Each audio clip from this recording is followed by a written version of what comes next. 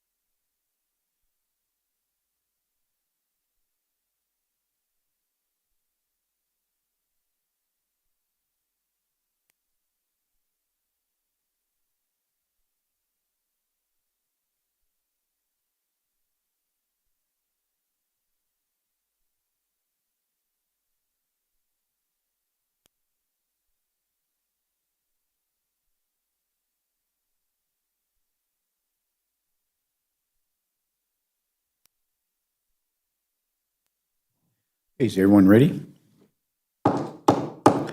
Good morning, everyone. Welcome to the Virginia City Council Chambers. This is a regularly scheduled committee of the whole meeting. We'll call this meeting to order. Today's date is Tuesday, May 6, 2025. The time is 9 a.m. We'd like to move amenable to the council. Bob Voss from Kenny DeGraven to discuss the medium contract. He's not ready yet, so we'll move that into the next meeting that we have. But I would like to move out number 11 up to number 1. We have in the audience gentleman, Mr. Carlberg, representing item number 11. So we'll move you up, come to the podium. We'll move you up, and then we'll have the ready. Otherwise, you'll be here for an hour and a half. So please turn that mic on to green, please. State your name for the record. Check. Joel Carlberg. I represent True Hope Fellowship, one of the churches here in town. And I think you have in front of you a proposal to use a empty lot downtown for a Bible readathon like we did last year. Do you guys have that proposal in front of you? Okay. So that's what we're asking for, just permission to use that lot again. Okay, thank you. Approval. Councilor Freely moves to approve the request by Mr. Carberger with use of the VFW parking lot for the Bible-thon. Is there support? Support. By Councilor Buckschneider. Further discussion of Councilor Johnson. Thank you, Mayor. As I remember last year, there were some serious safety concerns with running extension cords and doing some stuff like that that really need to be addressed this year. I will not be supporting this because of that. You cannot run extension cords for long periods of time from buildings to host events like that. It's a safety concern for the general public. So I will not be supporting this. Okay. So what would you propose? I don't have any solutions. I just know that the extension cords was a safety concern last year. So would you approve it if we had a generator? That's not the proposal, and I don't know. I just am concerned. Thank you. Okay, thank you. It has been moved and supported to allow the Bibleathon to continue as it did last year. We would like you to address the safety concerns with respect to the cords to make sure that it's properly done, but MOCA staff did wish to do that. So there's a motion on the floor to approve it. Is there any further discussion? Councilor Motley. Yeah, I was just wondering, how did everything go for you guys last year when you did that? Went very well. Okay, awesome. I will happily be supporting this and don't feel there's any safety concerns. Thank you. Thank you, Councilor Motley. It has been moved and supported. Is there any further discussion? Hearing and seeing none, all those in favor signify by saying aye. Aye. Aye. Opposed? Oh. A roll call, please, Pam. Beyondich, Aye. Bachschnider, Aye. Friedlieb, Aye. Huffy, Aye. Johnson, No. Motley, Yes. Paulson. Aye. Motion passes 6-1. Thank you. It has been approved, but it'll be formally approved at the city council meeting next Tuesday. Okay, Okay, very good. thank you Well, so it'll much. be discussed for approval at the next city council meeting on Tuesday. Okay, thank you so much. Thank you, sir. Okay, we're turning the rest of the agenda over to our city administrator, Britt C. Bennis. Britt? Thank you. Item number 2 is review the proposal from CTC for the Public Safety Center Internet Services. Thank you.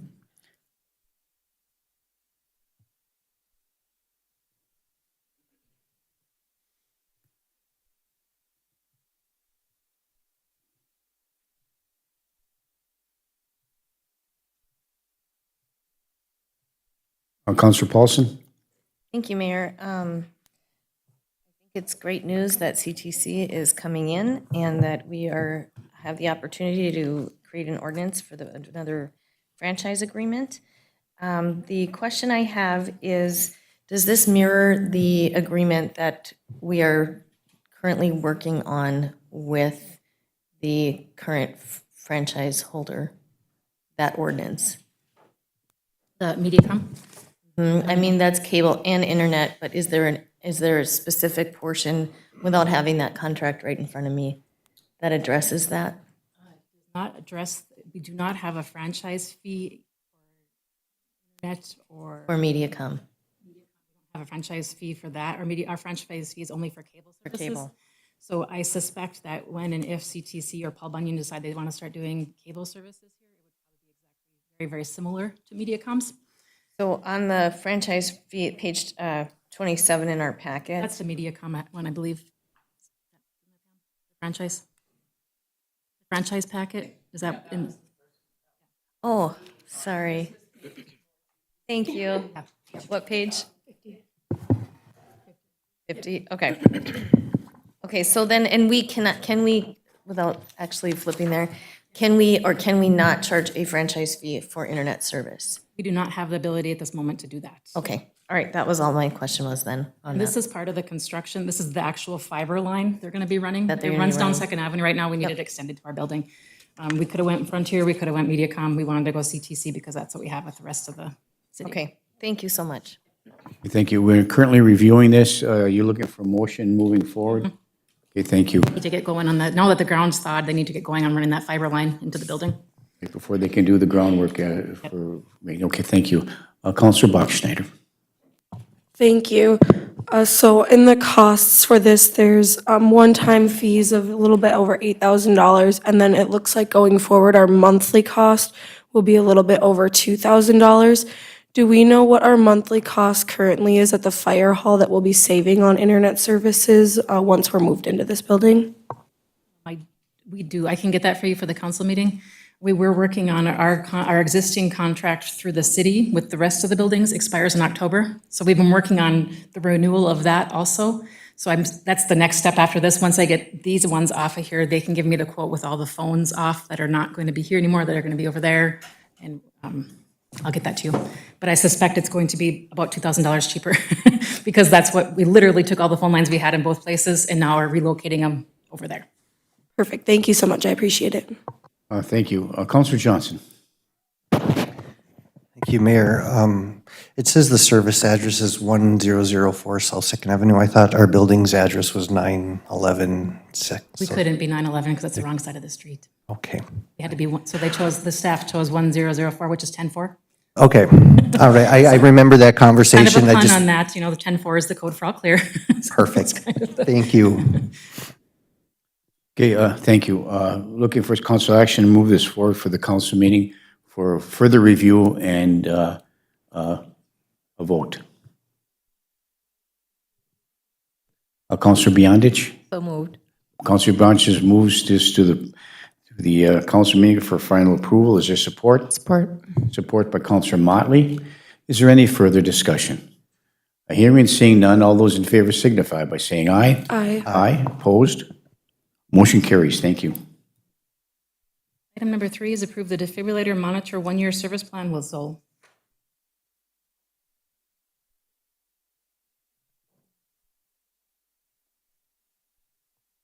I'll move the approval.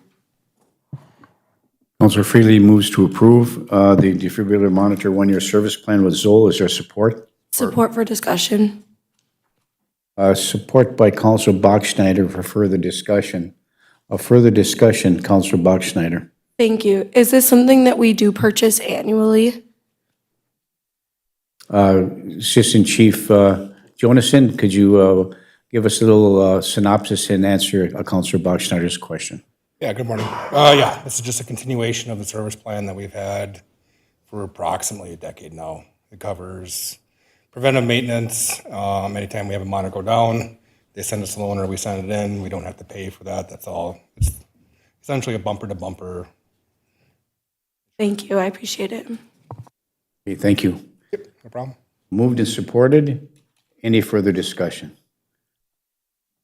Hearing and seeing none, all those in favor signify by saying aye. Aye. Aye. Opposed? Motion carries. Thank you. Item number 4 is a request to adopt the resolution to hire summer student laborers. And we have Ryan Detloff, who's a Park and Rec utility worker foreman, and Jim Rossfit, Public Works Director, who sat in on the interviews with me. We had originally proposed 6 summer students, but we had a really overwhelming response to our summer student request for applications this year. And we had some really great summer students, so we were hoping to actually hire 9 of them this year.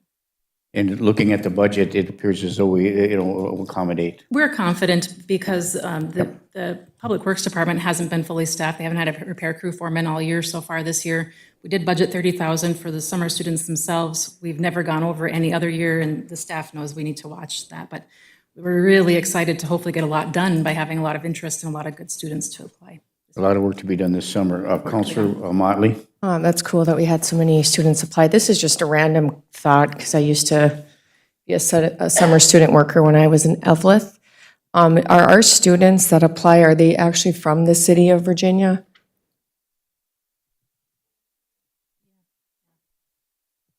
So we do hire other students that aren't from, Not a question Virginia? we can ask during their interviews, but I didn't know if you, I know most of them are Rockridge students. There are a couple that are college students down in the cities and down at U of M, but well, it's cool if they're from Virginia, that would be, quite a few of them were. okay, cool, thank you. Okay, any other further comments, questions, or looking for a motion? I will move the resolution. Councilor Johnson moves to approve a resolution to hire 9 summer students for the city of Virginia. Is there support? Support.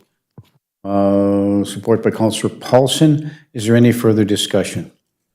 Hearing and seeing none, all those in favor signify by saying aye. Aye. Aye. Opposed? Motion carries. Thank you, Ryan. Okay, perfect. Item number 5 is review the updated information on the golf ball barrier net.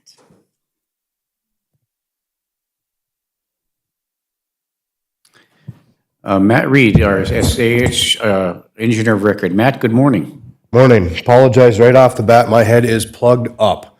So I might not sound the best, but I feel a lot better than I sound. And if I lean over and can't hear you, you know why. My ears are really plugged up. So I apologize. Golf barrier. So we had looked at it preliminarily last fall. I took just kind of a swag at what something might look like out there. was asked to follow up and take that a step further and see what an actual golf barrier might look like out there if we were to put what you see at a golf course typically, knowing full well that it was going to be a lot more expensive, but I at least wanted to do the due diligence and show everybody what that might be. We worked with a vendor that actually does this work, not from the area, but we worked through a vendor to get some prices there. I did include a memo in your packet with what the original assumptions I made versus what we actually found when we looked at a much larger, higher, longer golf barrier. Pretty close in per square foot price. I mean, it's a wide range. A lot of it does depend on what the final selection might be, but just in general, I think, can we put one out there? Yep, it looks like we can. It's a matter of, do we want something out there that's going to stay out there? Do we take it down every year? How high do we want it? How long do we want it? What are we really trying to accomplish? And then we'll have to watch out for the overhead power lines. That's really the biggest constraint. The trees, of course, that are there are gonna be a little bit of an issue, but not to the point that we can't avoid those. So we do have options. We could do something. Again, it's how much,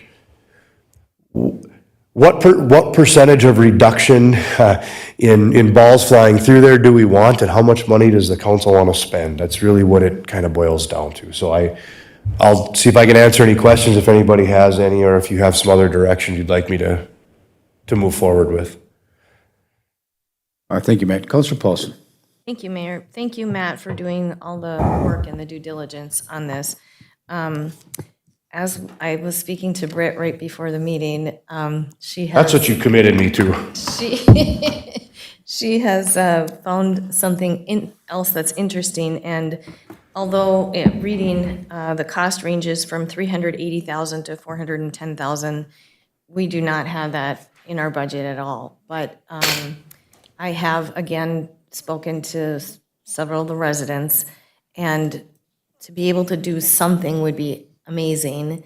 And I don't know, Britt, if you'd like to share, and I know I think you forwarded an email, but this might be a really interesting option that Britt just came up with going forward, and it's very minimal in terms of cost and would create a layer of protection for those residents that are concerned. Thank you, Mayor. Thank you, Councilor Paulson. Britt. Thank you. I was at the Mesabi East Athletic Complex this weekend, and they have right now their football field converted to a girls' softball field, and what they have are a portable net system they use to create a softball field on the football field. And as I was walking by, I stopped, took a picture, and I grabbed a staff member, and I asked him, where did you get those, and what do you call them? So he gave me the website.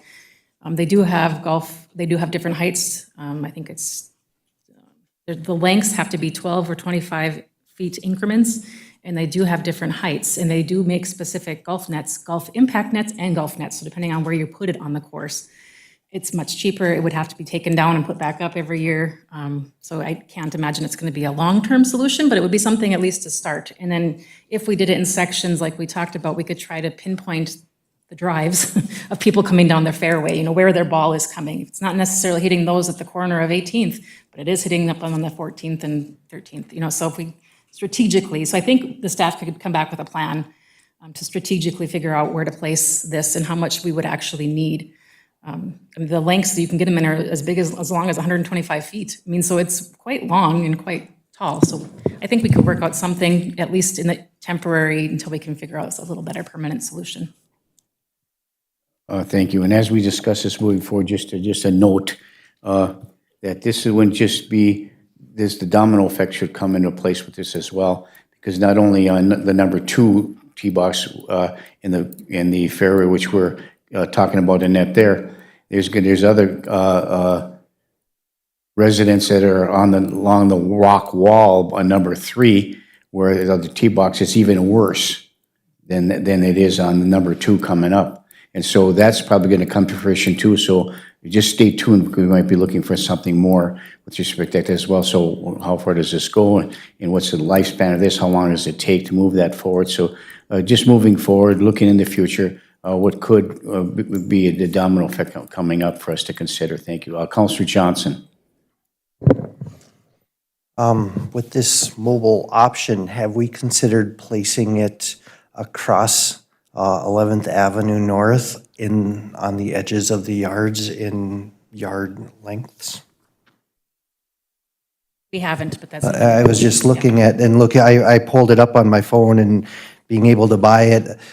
There's just another option that if we're going to use portable things that are only 20 feet tall, putting them where the ball is landing or on the, I don't know. But let's look at the other side of the street possibly. I don't know.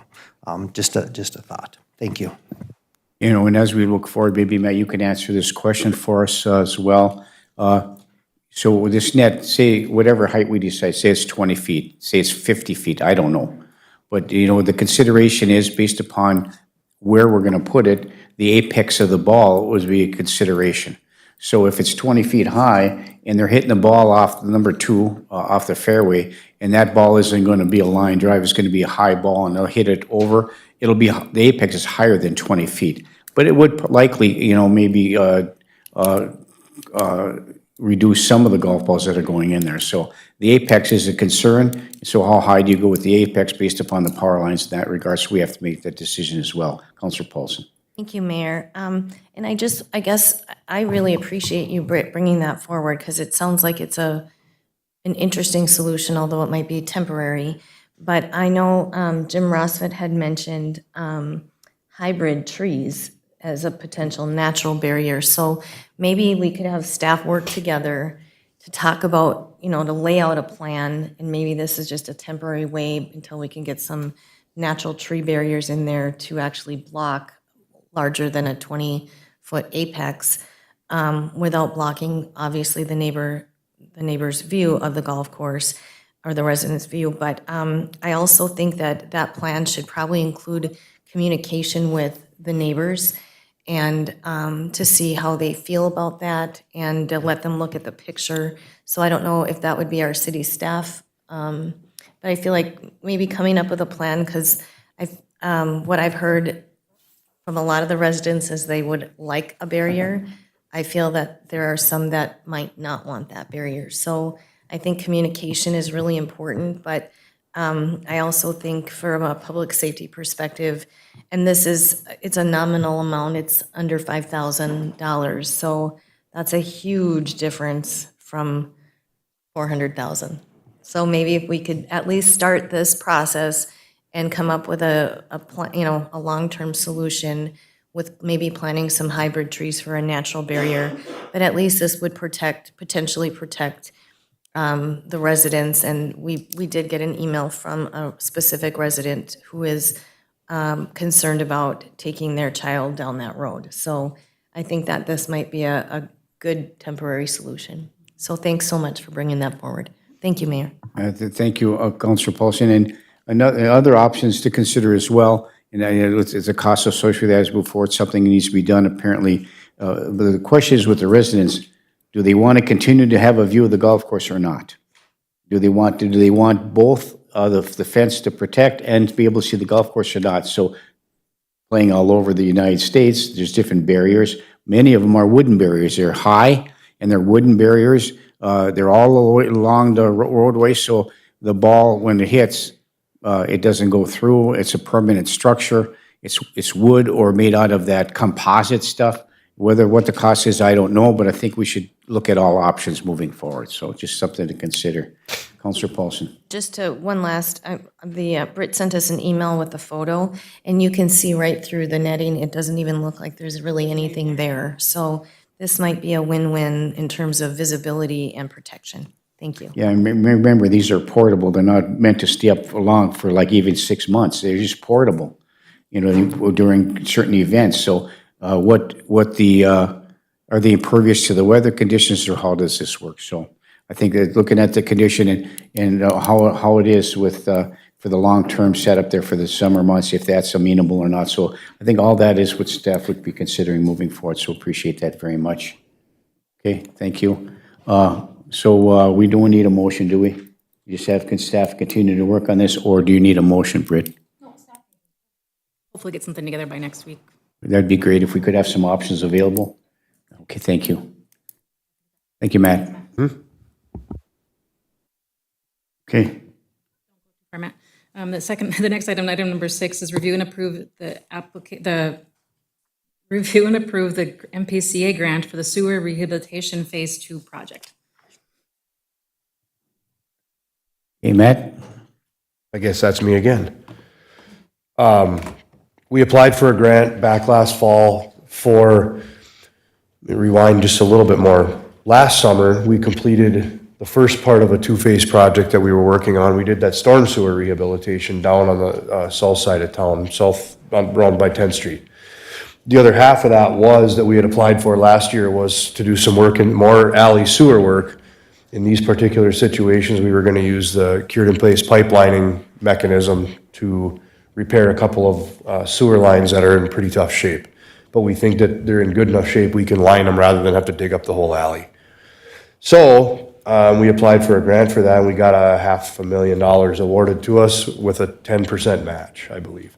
So I think that's what Britt's got in front of you is the MPCA grant for the city's, the contract between the city and the MPCA for that grant. And so if that gets signed and executed, you'll see some things coming forward to move forward with trying to get a couple more sewer lines lined so we can get rid of some more of our I&I. Very good, thank you. I will move the grant forward. Counselor Johnson makes a motion to move forward to number 6, to review and approve, apply for and receive funds from the MPCA grant request for the sewer rehabilitation Phase 2 project. Is there support? Support. By Counselor Motley. Is there any further discussion? Counselor Bachschnider. Thank you. I'm curious what the funding plan would be if we're not awarded this. Would we continue forward with the project, or where would we find the funds? We were awarded this. So we have this money if we agree to this grant agreement. Perfect, thank you, I appreciate it. Thank Very you. exciting. Thank you. Very Thank you. Thank you. application, so that's good.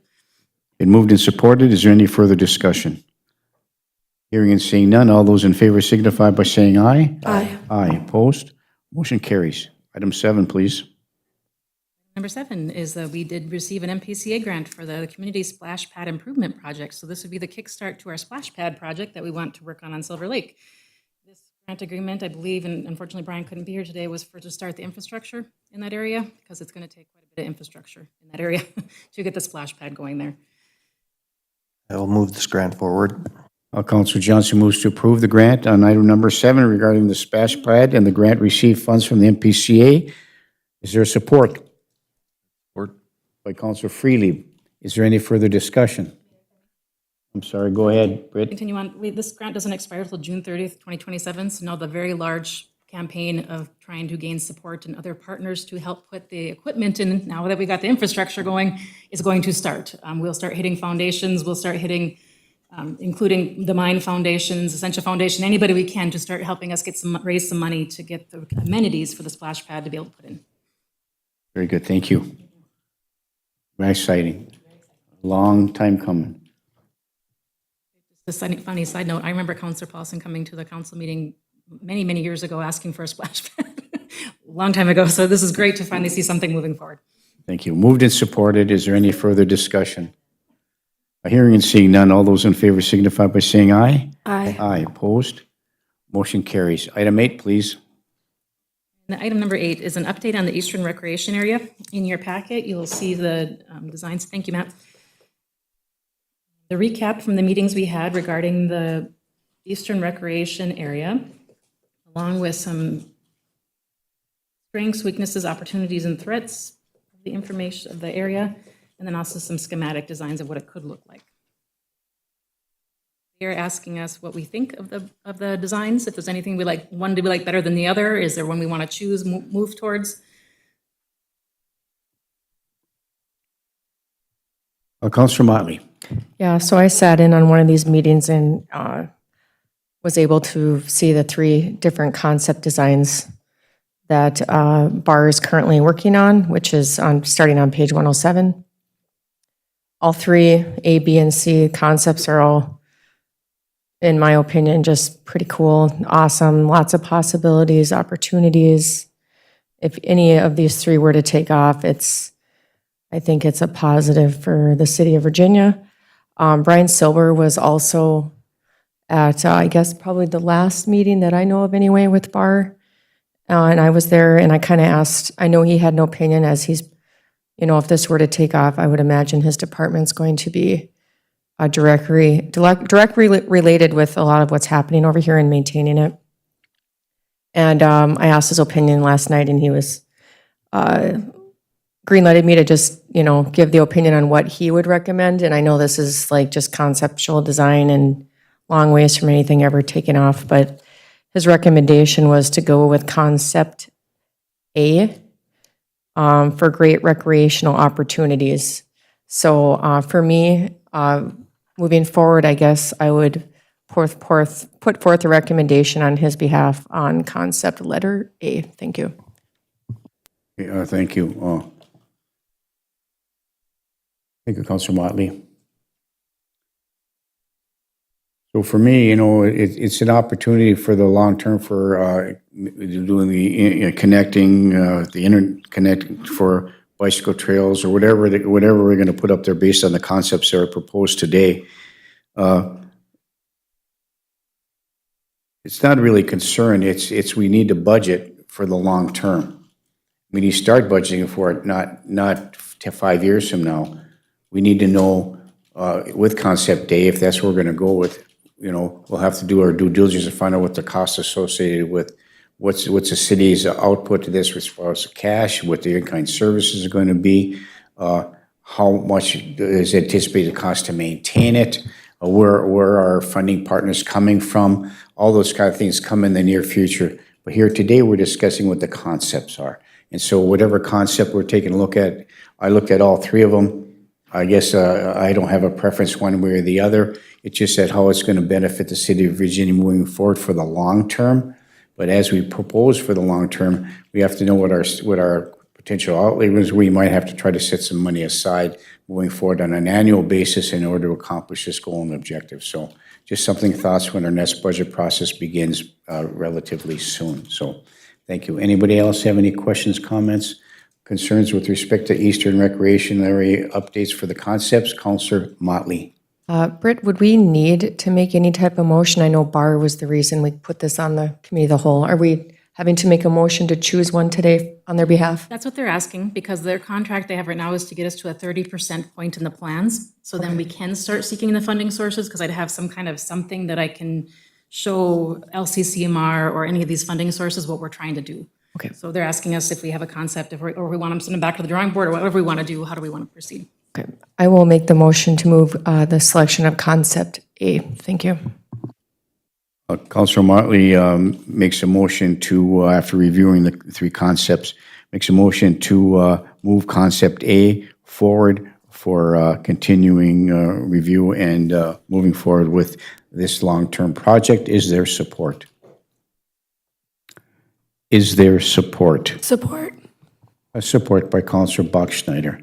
Is there any further discussion? Councilor Johnson. Thank you, Mayor.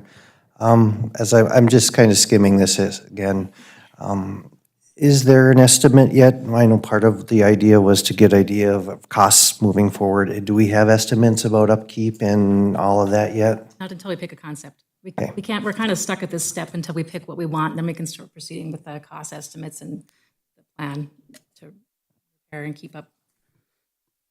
Okay, I'm still struggling with this. It's a great idea, but we have so many other things in the city of Virginia, Parks and Rec related, that could use improvements. We haven't spent money on playgrounds now in a couple years. So I'm going to continue to not support the entire Eastern Virginia recreation until we have a better handle on how we are going to update and maintain our current park facilities in Virginia. Thank you. Thank you. So a quick question before we move for additional discussion or a vote. Britt, this is part of the process moving forward. Does it cost the city anything more money at this point in time? We're just looking at the next steps. Next steps. For me to get the estimate and the probable timeline, we need to approve a concept so they can give us that information. So information regarding what's going to cost, maintenance, funding sources, those kind of things come later on down the road, but we're picking a concept for them to consider moving forward. Correct. And if you were at the first meeting with BAR, one of the very first meetings with BAR, I think they told us it took, 12 years to get Redhead going? So we all knew this was going to be a multi-year wait before we even started anything, but we got to start somewhere with the. Okay, thank you. With plan, so. Thank you. Moved and supported. Is there any further discussion for concept A? Councilor Freely. Yeah, after seeing this, this is super cool. Like, I can't deny that. It would be really cool for the city of Virginia to have something like this.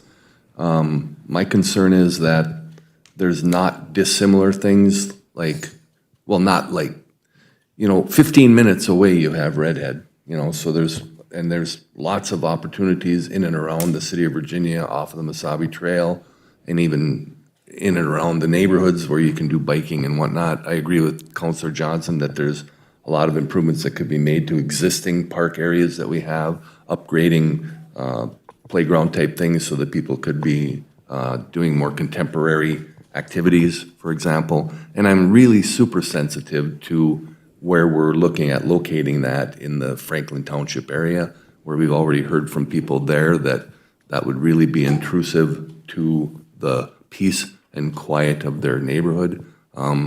So I guess from a principle standpoint, I would be supportive of concept A, but from a practicality standpoint, I guess I wouldn't be supporting moving forward with the whole concept. Thank you.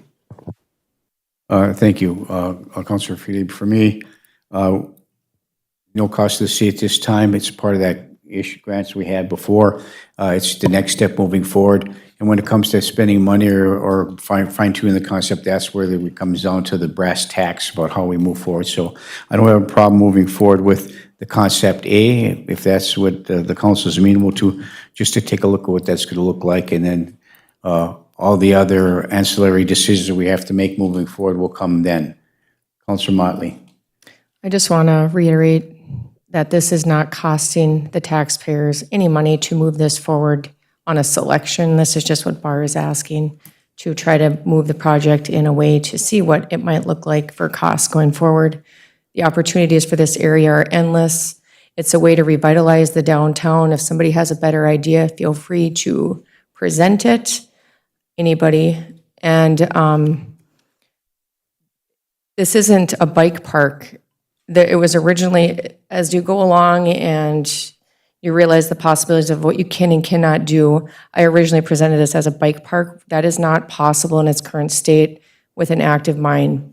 So it's been reduced down to hiking trails and some other amenities, one being a monster overlook by a person that lives in another country who has plans that are just fantastic if it were to come to fruition. And I think the council has made it very clear that we do not want to use taxpayer dollars if and when this were ever to come to fruition. It would be hopefully through grants and donations and fundraising. So thank you, Mayor. Thank you. And no matter what we do, we have to be cognizant of our contracts moving forward and the agreements we made back in the day, particularly with the Franklin residents. I think this concept doesn't appear as though it would adversely affect the serenity and the lifestyle that they have over there. But I'm looking forward to that further discussion in that regard. So it has been moved and supported to move concept A forward to the council meeting for additional review and potential moving that forward as a concept with any further cost to the city. Is there any further discussion on this matter? Hearing and seeing none, all those in favor signify by saying aye. Aye. Aye, opposed? No. Roll call, please. Bachschnider, Aye. Freely, No. Huffy, Aye. Johnson, No. Motley, Yes. Paulson, Aye. Beyondich. Motion passes 5-2. Thank you. Next item, number 9. Thank you. Item number 9 is a request to close the 100 block of Chestnut Street for no parking on Friday, August 1st, 2025, from 6 p.m. to 9 p.m. to conduct an acoustic show. So moved. I'll move to approve by Councilor Johnson, supported by Councilor Freely. Is there any further discussion? Hearing and seeing none, all those in favor signify by saying aye. Aye. Aye. Opposed? Motion carries. Item 10, please. Item number 10 is the request to approve the request for a street closure of 3rd Avenue South, 3rd Avenue North, the block next to Sugar Shack between Chestnut and First Street North. Conduct Thursday night street shows from June to August 2025. So moved.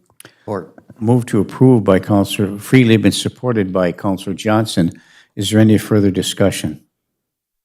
Hearing and seeing none, all those in favor signify by saying aye. Aye. Aye, opposed? Motion carries. Thank you.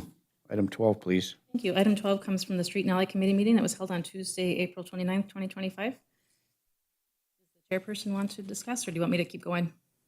Feel free to move forward. The first one was the issue of 507 Second Street North regarding vehicle traffic and removal of a retaining wall. And that comes from Mr. Larry Grayson, who lives in that area. In the alleyway, we have some discussion with Matt Reed, our SCH engineer, and along with Jim Rosvet, our Public Works Director. So could you give us a little bit more synopsis for the public? And thank you, Matt. Thank you, Mayor. Yes, so in your packet, I believe you have a aerial photo with some drawings on there. We were asked to take a look at it, and admittedly, Jim and I haven't gotten together. That's my fault. I've been just tied up, but I wanted to get something at least, so we had something to discuss here at the committee of the whole meeting. There was an old retaining wall that went along the alley, probably right on the right-of-way line, I suspect. You can see it, it's there, it's tipped over, it's pretty decrepit and wore out. So there was some discussion about whether or not, whose responsibility that was, what the council wanted to do to replace that retaining wall at the request of the property owner.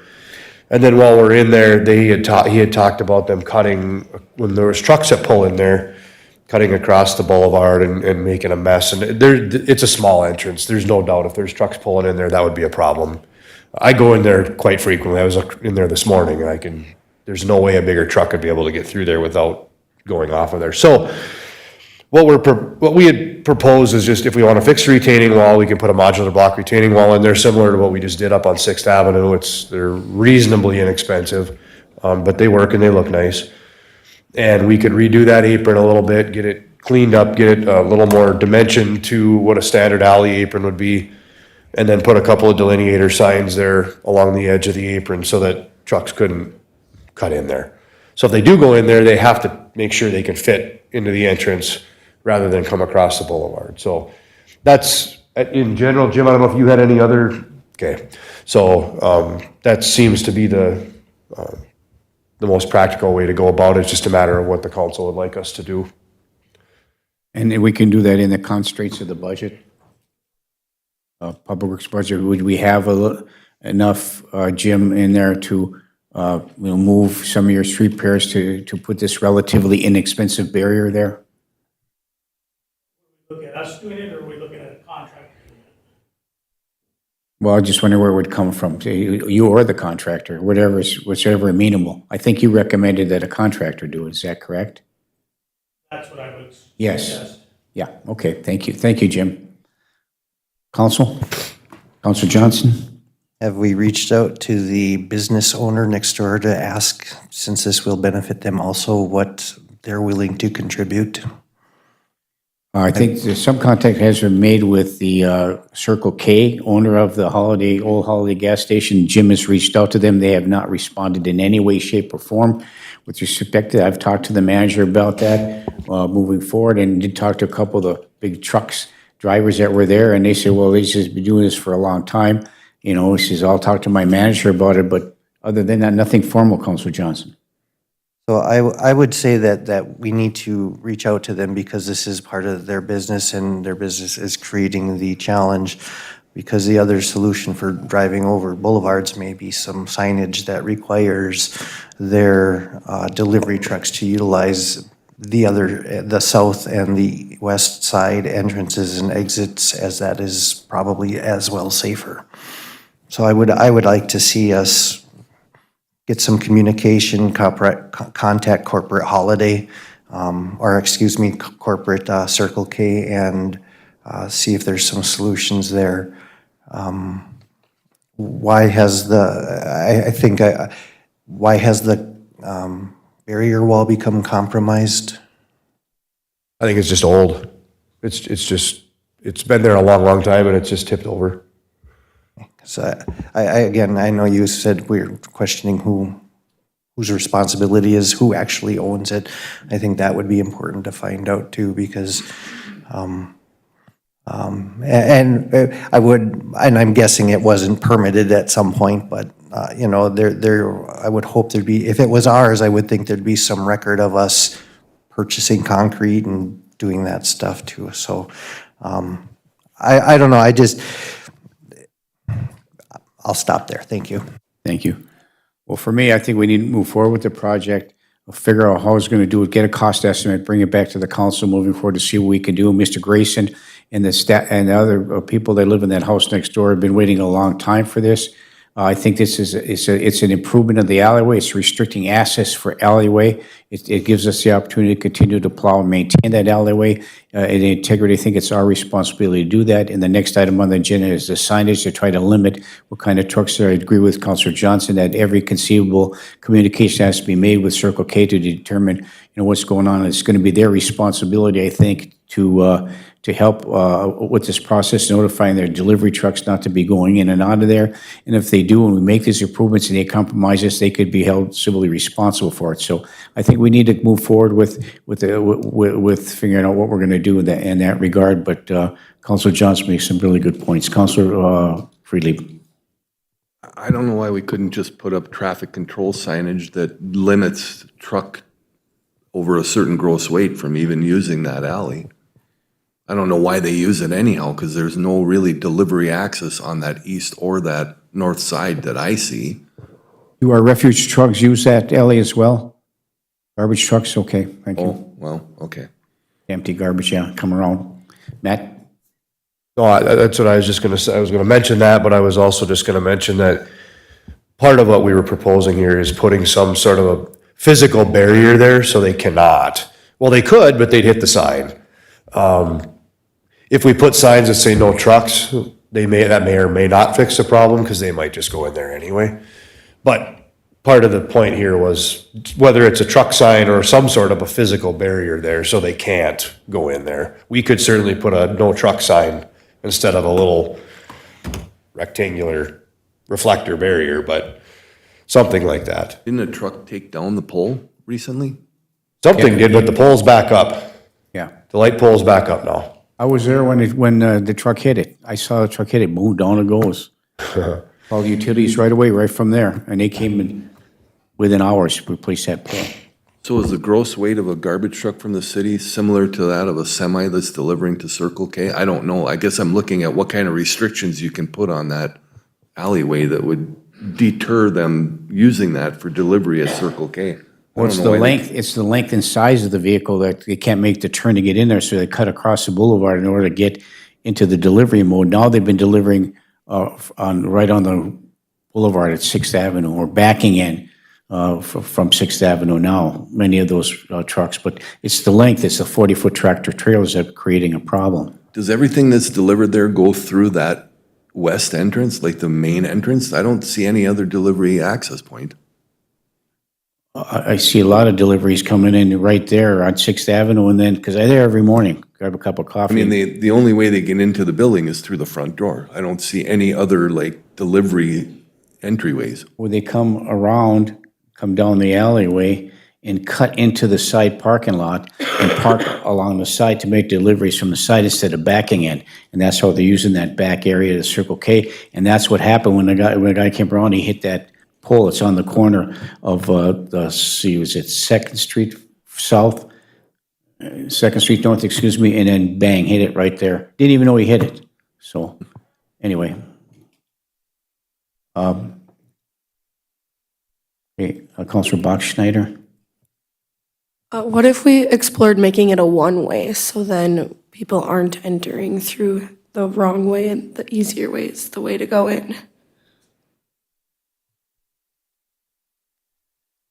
Problem is there, Yeah. north one is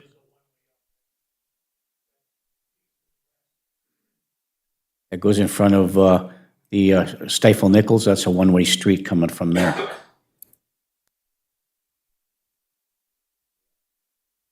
right? So.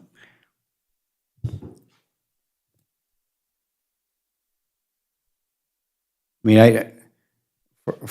to get us a cost estimate of what's going to cost to do that, I mean, the next item on the agenda is the big signage as well, so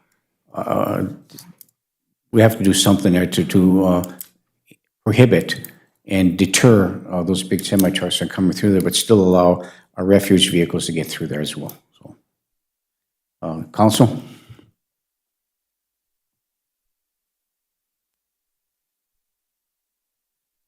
Councilor Motley? I'll make the motion to move forward with the cost estimate on what we had discussed at the street and alley meeting with Matt. Thank you.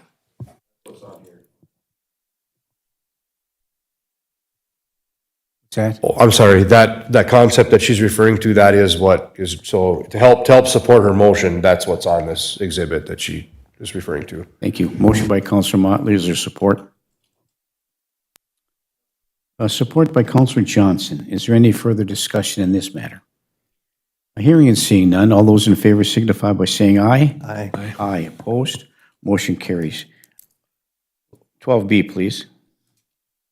If 12B is to approve the recommendation to place temporary signage at 507 Second Street North for traffic control. So moved. Move to approve by Councilor Johnson. Is there support? Support. By Councilor Beyondich. Is there any further discussion? Hearing and seeing none, all those in favor signify by saying aye. Aye. Aye. Opposed? Motion carries. Thank you. Item C is recommend allowing staff to proceed with the allocation of state aid funding to be used towards 14th, 20th, and Southern Drive Street project. And it sounds like the one on the agenda, dollar amount's incorrect. There's Pam reminded me that that was the amount that I said at the meeting. So, and actually, the more I think about it, I do specifically remember Pam looking at me and say, would you please repeat that number? And I read it off to her verbatim. So I'm not, this number on here is probably what we discussed.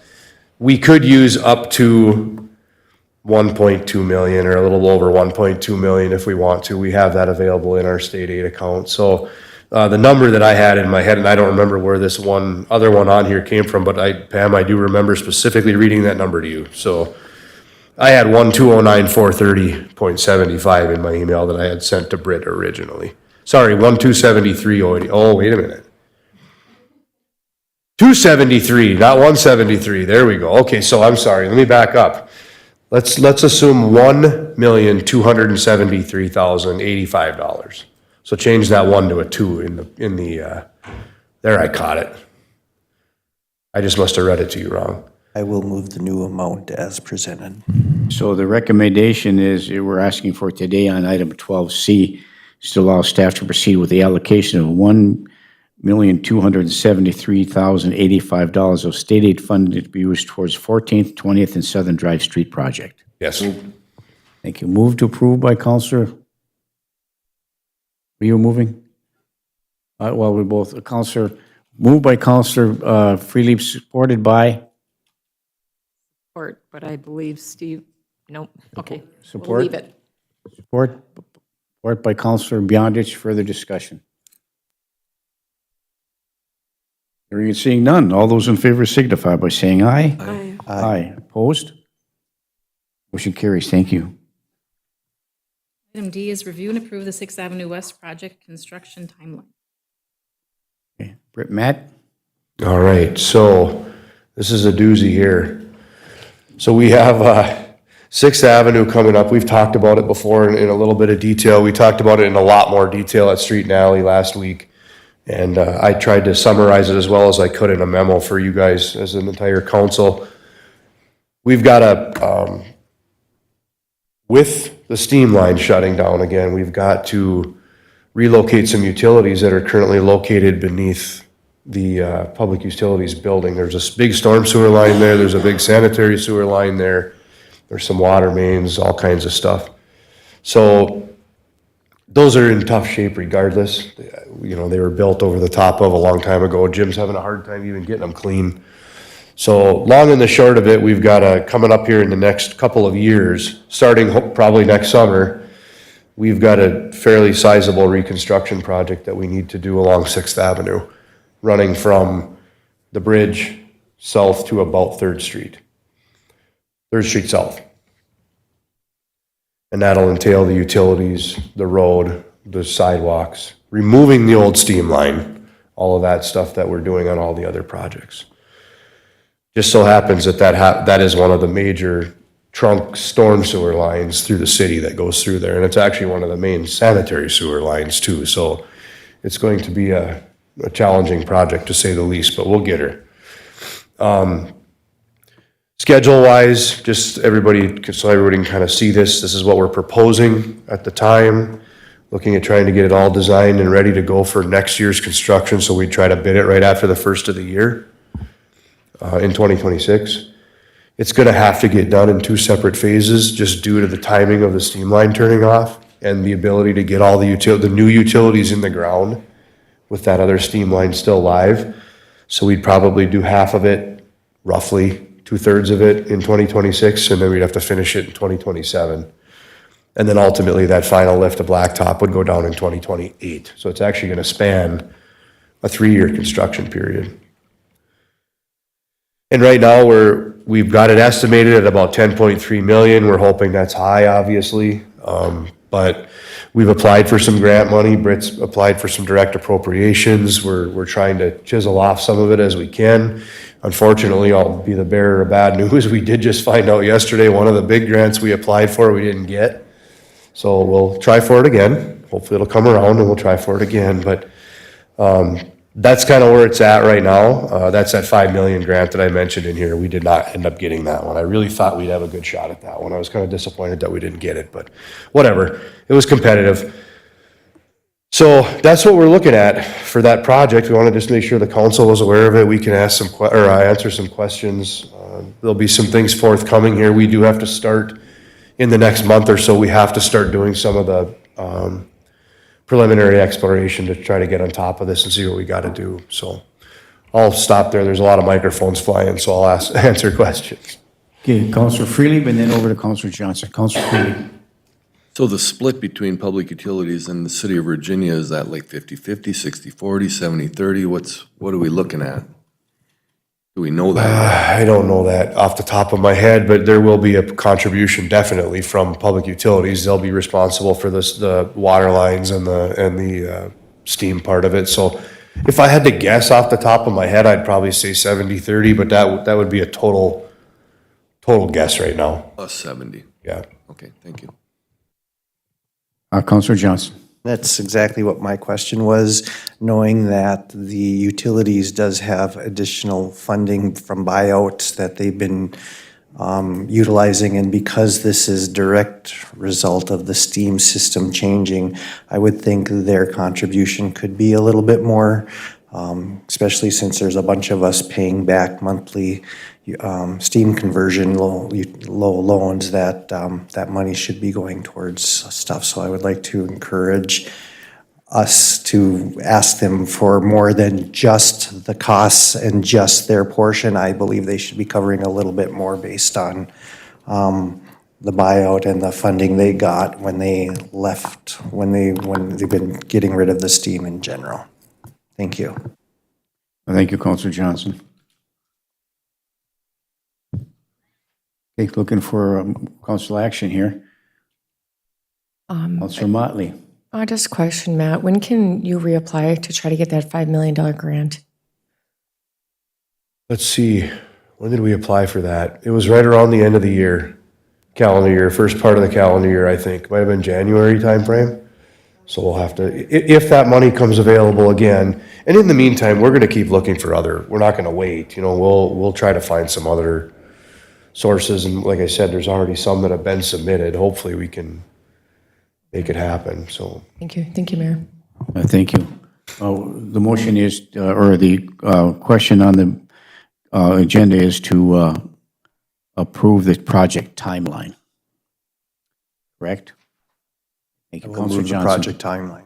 Councilor Johnson moves to approve the project timeline with respect to the 6th Avenue repair project scheduled for 26, 27, and 28. Is there support? Support. By Councilor Freely. Is there any further discussion? Hearing and seeing none, all those in favor signify by saying aye. Aye. Aye. Opposed? Motion carries. Number E, or 12E, is approve the resolution for change order number 1 to repair the sanitary sewer line at 7.5 Street T Alley under the 2024 improvement project. So moved. Move to approve by Counselor Freely. Is there support? Support. By Counselor Motley. Further discussion? All those in favor, I'm sorry, Counselor Bach-Schneider? Thank you. It did note that there's a contingency built in. What is that contingency amount, and does this fit within the contingency?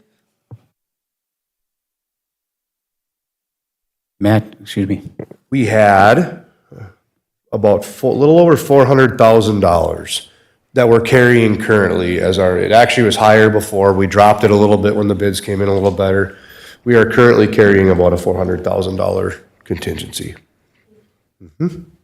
Thank you, Counselor Bach-Schneider. Counselor Johnson? I will be recusing myself as this is the project that involves my alley and my potential portion. Thank you. Okay, thank you. Has been moved and supported. Is there any further discussion? Hearing and seeing none, all those in favor signify by saying aye. Aye. Aye. Opposed? Motion carries with one recusal. Thank you. Item 12F is allow SCH to review intersection of 9th Avenue and West Chestnut for designated turn lanes. And I brought this forward to the council for a discussion at Street and Alley as well. And Matt was going to take a look at that, West Chestnut Street and 9th Avenue. There's been some concerns about stacking. It has been going on for quite a while. People can't make a left or right turn there. It's creating some issues. So we asked Matt from Street and Alley if we may, Mr. Chair, to take a look at that to determine if there's enough room to put a left turn lane and a right turn lane there just to make the traffic flow a little bit better from that stop sign. Matt? And yes, there is. And I agree with you, Mayor. I drive that quite frequently too. That is a problem. So I did include an exhibit for you to refer to in the packet. There is enough room there. We can certainly throw a stripe down the middle of that and put a couple turn arrows in there and hopefully make it a little bit more traffic flow a little bit better through there. So do we need any permission from any other entity, or can we just do this? This would be all up to the city. Okay, very good. Thank you. Councilor Freely? And this would be on West Chestnut facing east onto 9th Avenue. Correct. Okay, thank you. Yes. So looking for, thank you, Matt, for doing this, and for Street and Alley for bringing this forward to the council committee of the whole meeting. Looking for a motion to move forward. So moved. Move to approve by Councilor Freely. Is there support? Support. Support by Councilor Bach-Schneider. Is there any further discussion? Councilor Johnson.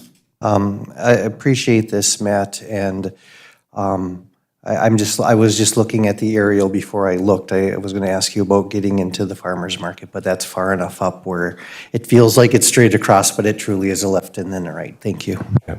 Thank you, Councilor Johnson. Moved and supported. Is there any further discussion? Hearing and seeing none, all those in favor signify by saying aye. Aye. Aye. Opposed? Motion carries. Thank you. Thank you, Matt. Item number 13 is approve the resolution for the State of Minnesota Joint Powers Agreement with the City of Virginia. And could you elaborate just a little bit more? I will ask Pam to elaborate, because Pam worked with Chief. Pam, would you Matson on this. elaborate a little bit more? Thank you. Thank you, Mayor. This is with the police department. This is actually a renewal of the previous JPA that we had in place. This is a Police Department Joint Powers Agreement? Correct. Good. It's in your packet. I'll move Thank to you. approve. Councilor Motley moves to approve, supported by Councilor Johnson. Is there any further discussion? Hearing and seeing none, all those in favor signify by saying aye. Aye. Aye. Opposed? Motion carries. Item 14 is approve the resolution amending the Lake Superior Violent Offender Task Force Joint Powers Agreement. So moved. Move to approve by Councilor Johnson. Is there support? Support. By Councilor Bach-Schneider. Is there any further discussion? Hearing and seeing none, all those in favor signify by saying aye. Aye. Aye. Opposed? Motion carries. Number 15 is a request to approve the City Council entry into the 2025 Land of the Loon Parade. So moved. Support. Move to approve by Counselor Paulson and supported by Counselor Johnson. Is there any further discussion? Hearing and seeing none, all those in favor signify by saying aye. Aye. Aye. Opposed? Motion carries. Item 16 is to set a council work session date and agenda for that meeting.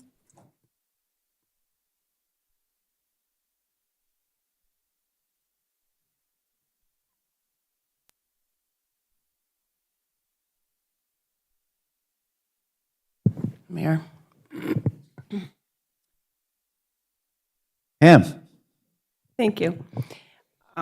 Due to Counselor Motley's work schedule change, she is no longer available every Tuesday, only on Committee of the Whole meetings, and then possibly the Fridays on the same week as council meetings for an update.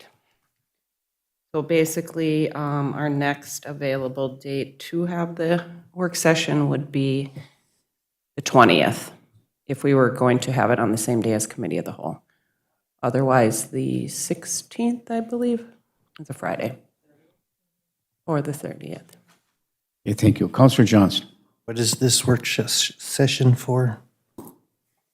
This was for an update to kind of working with Mr. Rosfit on all the projects upcoming here for the city regarding the steam conversions, the public safety building, 6th Ave, just kind of an update of the overall projects that are upcoming in the city and determine what steps we're going to take to proceed. So my opinion on this is that we have 2 work sessions a month already. Our staff are very qualified for what they do. I am very happy with an email saying this is what the plan is. I have no need or want to discuss something that is way out of my purview of expertise. I just don't understand having another meeting when we have this meeting, and our staff have much more flexibility in their ability to get together and discuss what needs to happen and report back. So we'll not be supporting an additional work meeting moving forward. Thank you. Thank you. I think we can accomplish both things by having, you might have to have a committee home meeting. It might last, half a day. But it would be part of a committee home meeting. We stick it on the agenda. We go through that particular, it would take an hour, 2 hours, or 3 hours to do it. But if we just tag it onto the committee of the whole meeting, it's still part of our committee of the whole meeting, just an extended part of that. And it's, it's a special focus. That's what I'd like to see done. Councilor Paulson. Thank you, Mayor. So I think on the agenda is to set a council work session.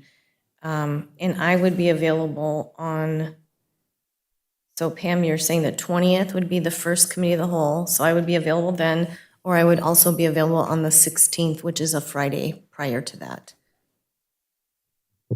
That's a Tuesday? The 16th. I'm not available 16th of Friday.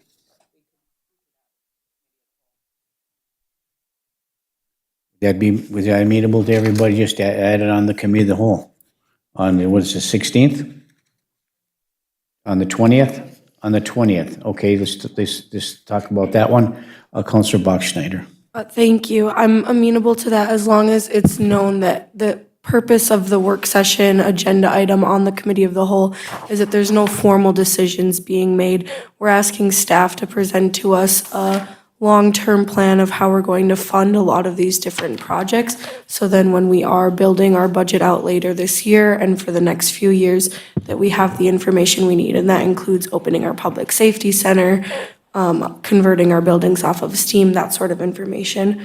I'm assuming when we say the 20th, it would be to the end of the agenda. We wouldn't be coming in earlier. Correct. Thank It you. would be added to the end of the committee of the whole agenda on the 20th. Thank you.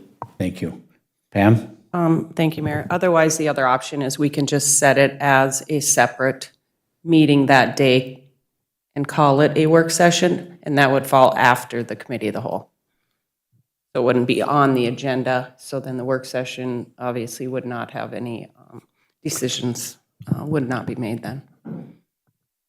Counselor Johnson? I need clarification. If we're going to a meeting and not making any decisions, what is the purpose of the meeting as opposed to committee of the whole where we gather information and then we can or not make a decision? I'm very confused as to why we need an additional line item for discussing what plans are when that should be part of what we're doing today. I truly don't understand the difference. Counselor Bachschnider? For me personally, it's about the decisions that we have to make in the future and gathering the correct information now to lay that groundwork. So we are presented the information, we're able to ask all the questions that we need to have staff go back and gather that information for us for the future. So when it is time to make decisions on the budget, on opening the public safety center, on converting our buildings, that we now have the information we need for the future. And I think making motions at that meeting to move forward, we're not making decisions to do this project or that project. The purpose was to move staff to get a quote on this or move staff to go on that and get a general consensus of what we're going to do. But Counselor Johnson, and then back to Counselor Paulson. Counselor Johnson. So then my question is, how is that different than this?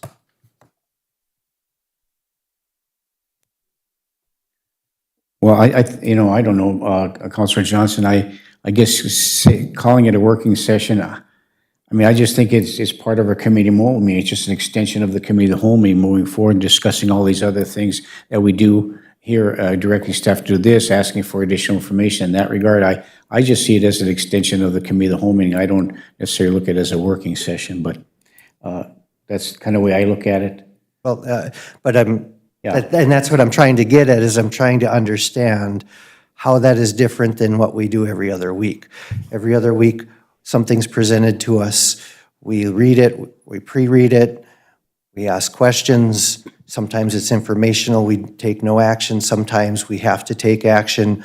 I'm just not understanding why we need to take up more staff time when we're already doing the questions and the answers. It's already a public meeting. People are already used to watching this meeting, getting that.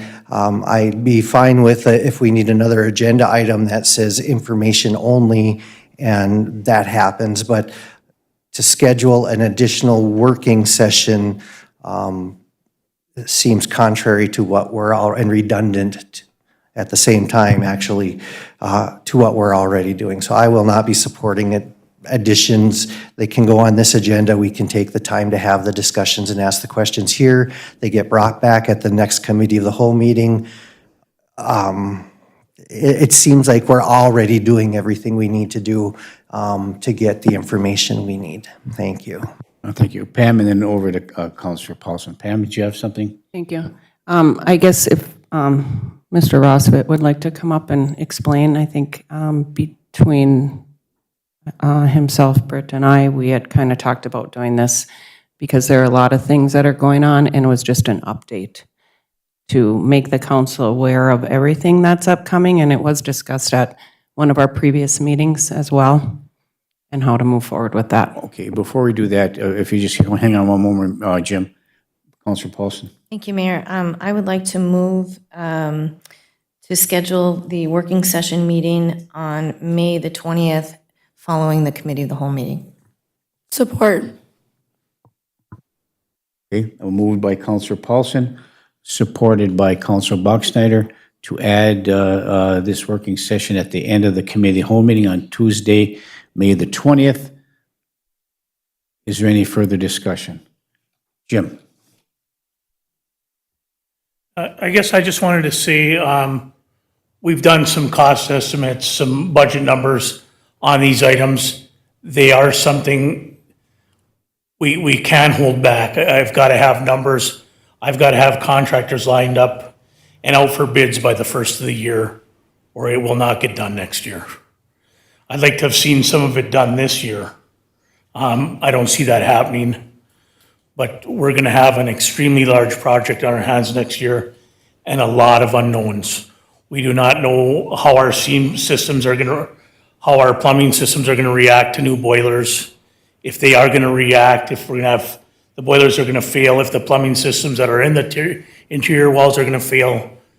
I just want to remind you how important this is.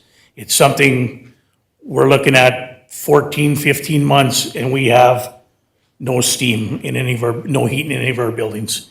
And to get contractors in here to do projects of that large of a scale, we're going to have a lot of unknowns in there.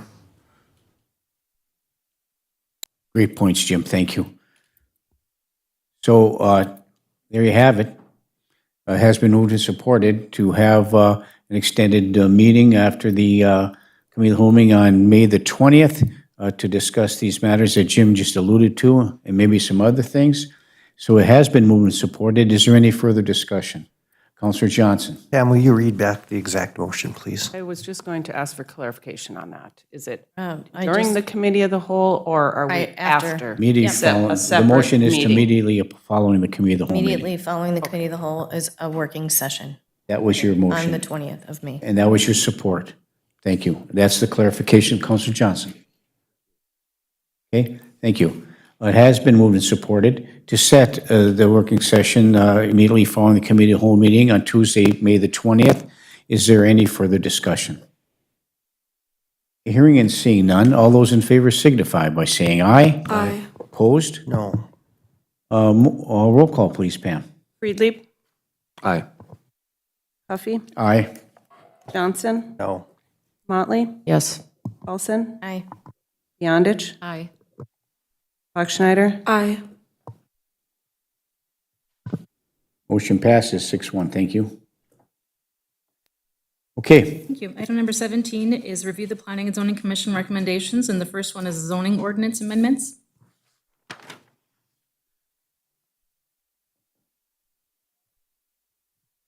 Mayor?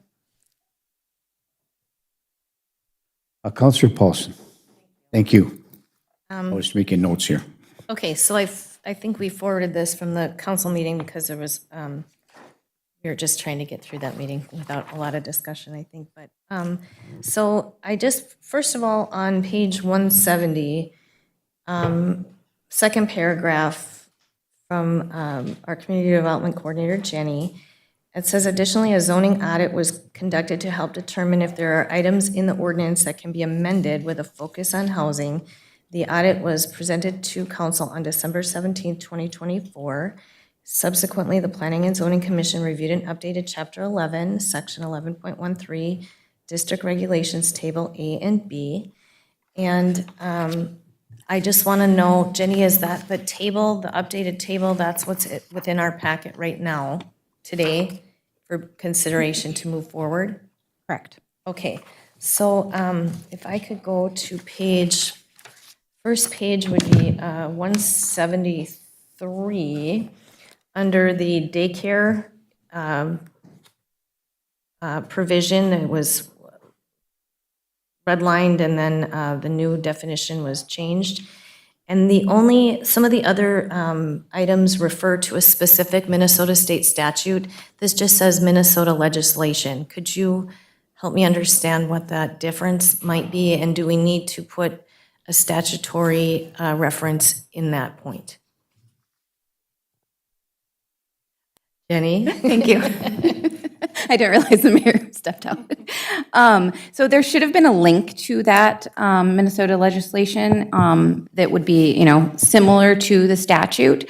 I believe, I will have to look that up quickly because obviously it's not linked in here, but I can look that up and get back to you. Okay, so I'm just looking, and then a lot of the things it looked like they were redundant regarding dwellings and townhomes and electronic signs and signs, comma, electronic. So some of those that were crossed out were more redundancies. Is that correct? Correct. We were trying to eliminate, repetitiveness within the ordinance. We were trying to organize it so it reads better, so that people are looking for certain definitions. They go to dwelling, single-family, dwelling, multifamily. That's really helpful for the public and the Planning and Zoning Commission when they're reviewing ordinance language. Additionally, we moved and reorganized other areas within the definition section. And this has been an ongoing process for a number of years, and it's been put on hold, so. I like the organization. So Thank you. that's really helpful. So thank you guys for doing that. Then just on page 180, when it's redlined out, senior citizen housing, and then there's nothing that replaces it, I'm assuming that might be a age discrimination or age. Is there an age thing with that, or should we have a description for senior housing? Or is it, am I missing it, and is it somewhere else? I just didn't know if it was senior citizen, I didn't know if it was just the wording of that. I think it's outdated, Mayor, may I? Jenny? Thank you. I think it's just outdated language in that. That's what my notes have from our discussion. Again, it was a little while ago, but after having that discussion, it was more of an outdate in terminology. Do we need to include seniors in a definition? I don't believe so, not for the purposes of this ordinance. Okay, so that wouldn't be anything, like removing it would not prohibit any type of funding or what that would be maybe applied for on behalf of senior housing? Not to my knowledge. Okay. Okay. Then, super quick, I'll go as quick as I can. Page 183. So I see a lot of the strike-throughs were from conditional use to permitted use. And it would be under 1, 2, 3, the fourth one down, buildings combining residential and non-residential uses. So it's permitted in R1, and it was conditional use in R2 through R5. What was the thought process in putting it into permitted use into R2, R3, R4, and R5? And that would be buildings combining residential and non-residential uses. So would that mean like you could have a shop in your home to sell retail? Jenny? Thank you, Mayor. Potentially, you could be combining commercial uses with residential uses in like home occupations, home businesses. That would be one thing. Or I'm not sure if I have another specific example. I know our planning and zoning chair is here, and maybe she can provide some context to a specific example. And as she comes forward, is home-based, but we don't want people doing auto repairs out of their home. No, that wouldn't be the intent, Mayor. Okay, thank you. Mayor, Your Mary name for the record? McReynolds. Mary, good, hello. Chair of the Planning and Zoning Commission. It would be things like some of our older buildings where people had their businesses on the sidewalk level and lived upstairs. So that's part of, reusing older buildings as well. I'm still not getting that because it says it's under R1, it's permitted in the past. That's new. The red are the changes. Okay, so I'm in a black and white right now. Okay, so let me go to that. Okay, so that would be a new usage under that heading, buildings combining residential and non-residential uses. So what would be the examples of that then, Mary? Well, in some of the older parts of town that are residential, that are R1, there were like the mom and pop grocery stores kinds of things. So there were businesses on the main level, residences up above. So it's more of an intentional use to be able to increase our housing, and also within the kind of legacy uses of our areas of town. So the way it's set up right now, it would have been under conditional, under all zones No, it would not have been permitted at all. at all? Okay. R1. And so by doing that, R1, yeah. oh, I'm so sorry. By doing that, how would like when someone's applying for a variance, they have to come in and they have to send a letter to the neighbors. How would that affect or impact a neighbor that might not want to have that type of situation in their residential neighborhood? It would still have to go through the engineering department for a permit. So I'll pass that one back to Jenny. Jenny? Thank you, Mayor. So it would, all the ones that would be permitted as allowed uses and not conditional anymore would go through administrative review. We are still working on administrative standards within the ordinance that would be applicable to certain situations like this. This one in particular, like Mary had indicated, really refers to existing, what we would call like nonconformities, and making sure that those may be allowed into the future. And could that just change to conditional use instead of permitted use so that it could be reviewed on a case by case instead of just saying it's a permitted use? It certainly could.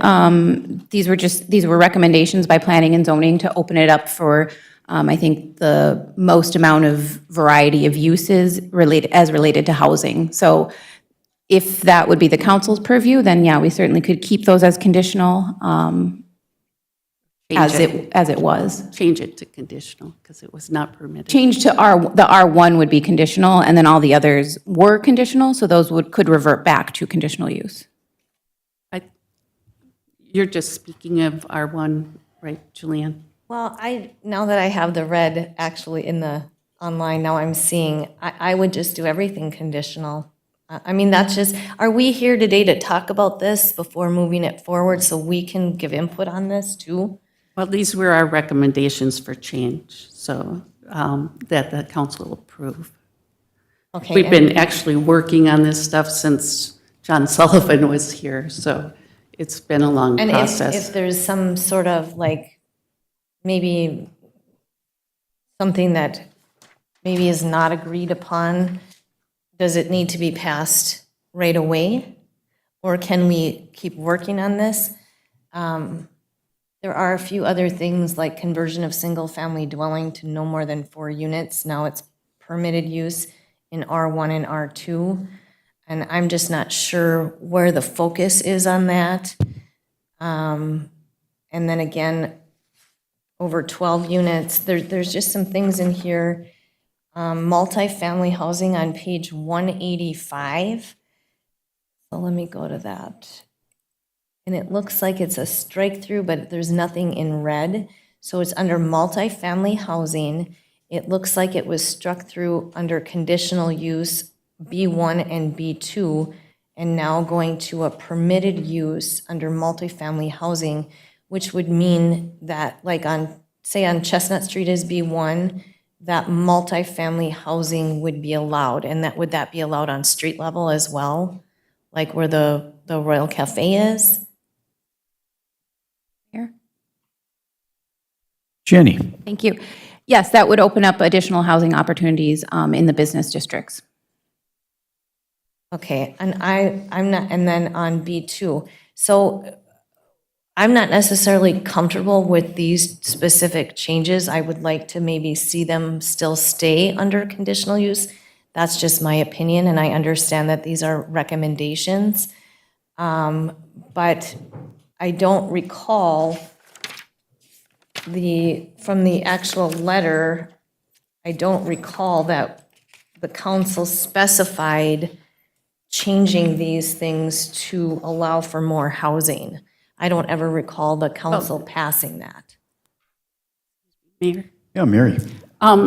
It's not necessarily just about the housing, though, Julianne. A lot of this is to bring our ordinance up to industry standards, because we have not revised our ordinance in over 20 years, and it's really old and outdated.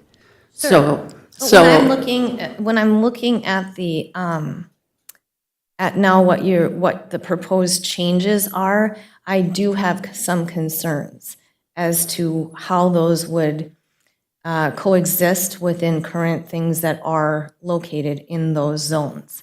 So I'm not necessarily comfortable with the changing of these, although the ordinance update, I think, is fabulous. I mean, that was very well done, and I'm sure that was over a course of a few years. I think that's what Jenny had just stated when John Sullivan was here. I think that ordinance update is wonderful, but the chart, the zoning chart itself, there are things that I'm actually not real comfortable with going forward. And I'm not sure that the council actually stated to the Planning and Zoning Commission to change those items.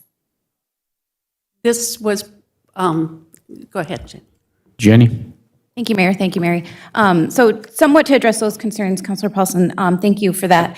We did have Brianne Rothstein come to I believe it was a committee of the whole, no, it was a special council meeting on December 17th to present some recommendations on advancing zoning changes to advance housing. So that's where the change to the district chart came from. Specifically, current code has limited allowance for housing for permitted and conditional uses. So to expand those proposed uses, we as a Planning and Zoning Commission met, which the Planning and Zoning Commission has the authority to recommend these changes to council. They met and wanted to really open up those opportunities as much as we could within the city to provide for housing, to increase the tax base both in commercial and residential districts. So that's where those recommendations were coming from. It was from that zoning audit that we had done that was referred to both planning and zoning and the council. And by authority of the Planning and Zoning Commission, they're recommending these changes to council. Right, and I recall that meeting, and I appreciated the input.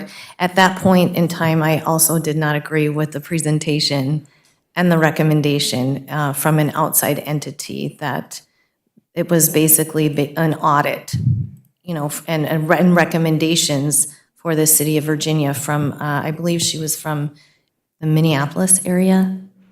She works all over rural and southern Minnesota. It's Brianne Yeah. Rothstein of Thrive LLC, and she's Right. made these recommendations to other communities as well on the Iron Range. Right.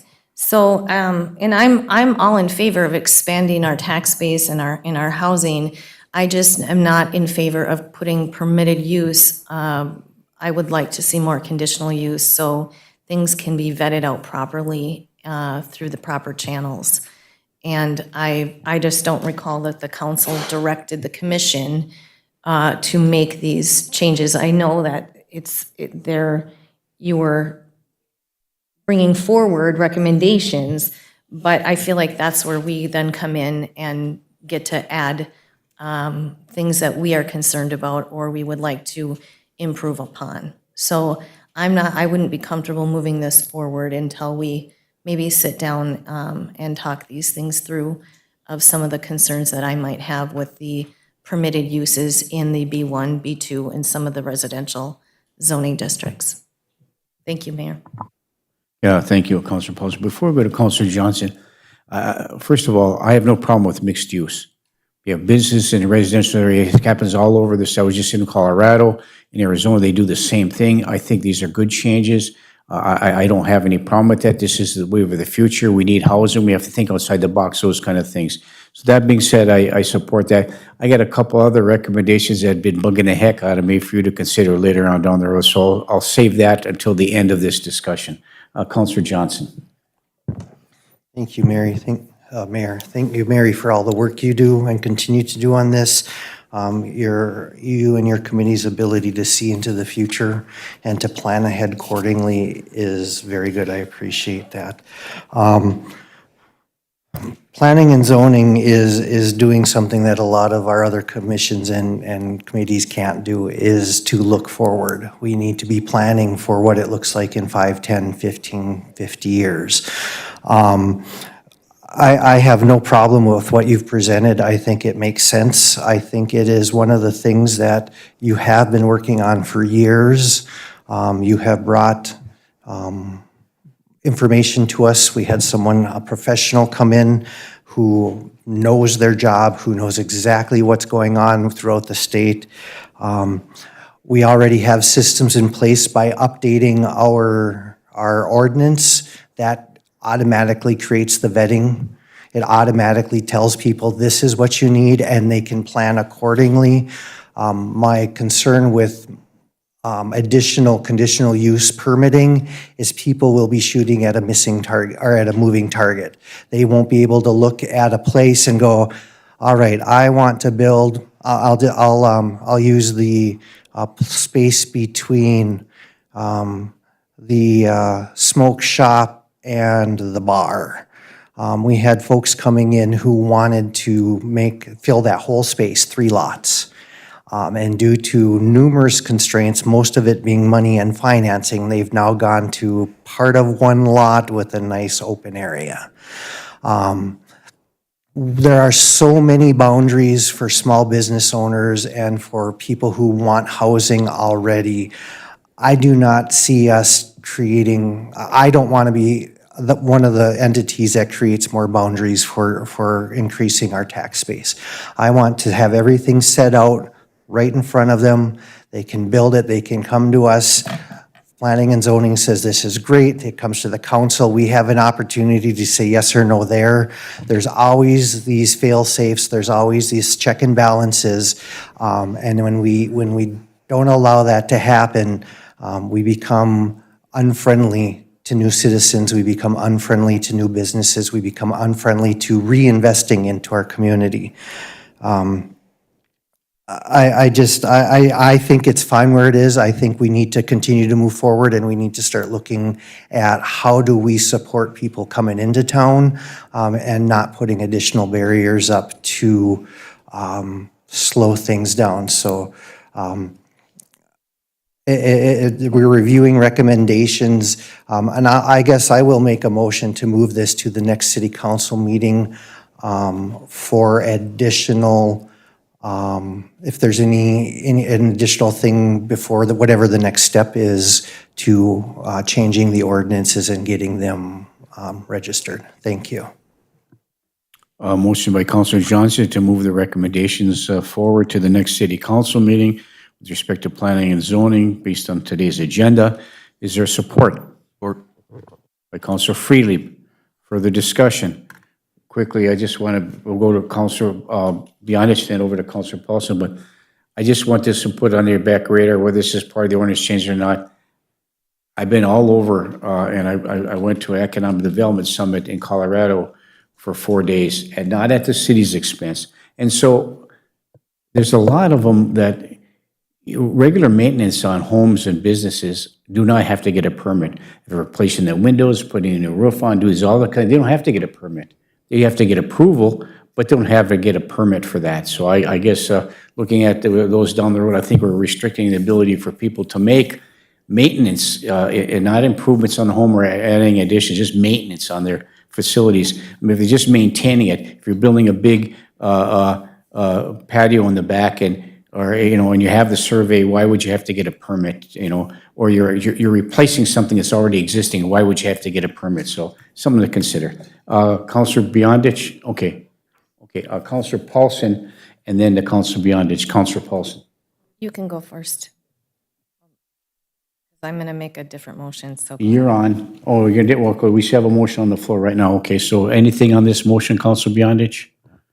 Further It's not discussion? necessarily on the motion, but when we have this happen at our meetings where we almost, as a council, come to a stop. And this, I believe, is where a working session comes in. It's very valuable. I don't think we have openness and communication. And once we leave the council chambers, we don't communicate because of open meeting laws and all of that. So this is where I commend Councilor Bachschneider for working sessions. This is where we can talk about these issues openly and not necessarily make decisions, but to talk about it. So that's just, I'm very open to working sessions where all parties can sit at a table. We can talk if there are questions or whatever, because oftentimes in this chamber, I feel, and it's maybe just me, but I feel like we stop. We butt heads and we stop, and I want the conversation to continue so we can all understand equally all points of view. Thank you. Okay, yes, thank you, Councilor Beyondich. So related to this topic on discussion with the planning and zoning, further discussion, Councilor Paulson. Thank you, Mayor. Since I do have issues with probably 3 or 4 of the usage on the chart, I would move to table the actual, what is the chart called? The district regulations, 11.13. I would like to table that till the next committee of the whole meeting. So the motion is to table. Now, we have a motion on the floor now I move- to I'm table the moving to- whole thing, but you just want to table a small portion of it, or you? Yes, that's what I'm asking. Oh, it's like a legal opinion on how, but we can't have one on. Or if that's the case, I would move to table the discussion to the next committee of the whole meeting or to our working session. What would your motion be then? I mean, I don't know if decisions need to be made, but I would like to go over these specifically, the 4 items that I have concerns over. I feel like the definitions, let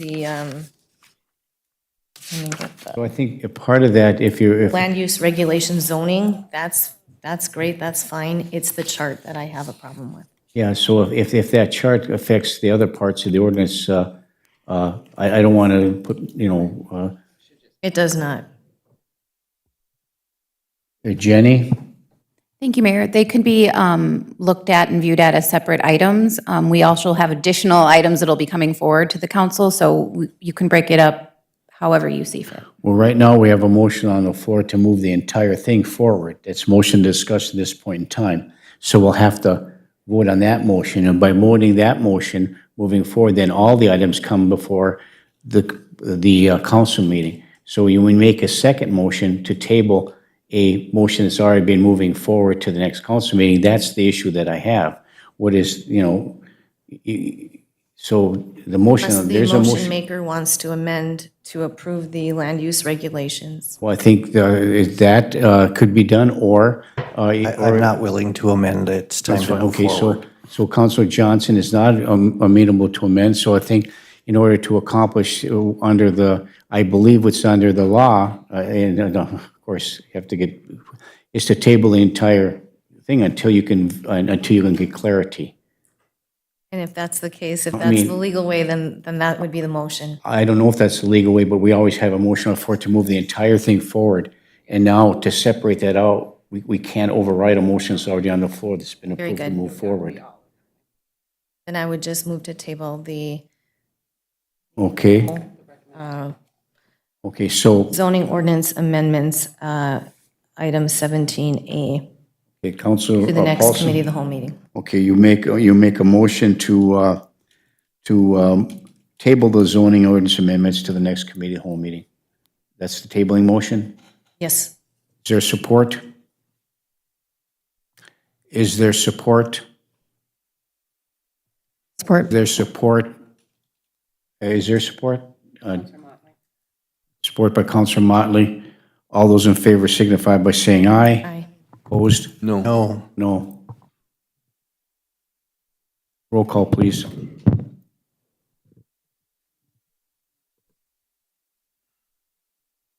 Huffy? No. Johnson? No. Motley? Yes. Paulson? Aye. Beyondich? Bachschnider? No. Friedlieb? No. Motion fails 4-2. There is a motion on the floor right now to move it to the next committee of the whole meeting. Further discussion. Councilor Beyondich. So at the council meeting, would we have opportunity, Mary, to have discussion on those 4 items at the council meeting? We will have that opportunity to do that. The final vote isn't made until we vote at the council meeting, so that's an open discussion, and additional action can be taken other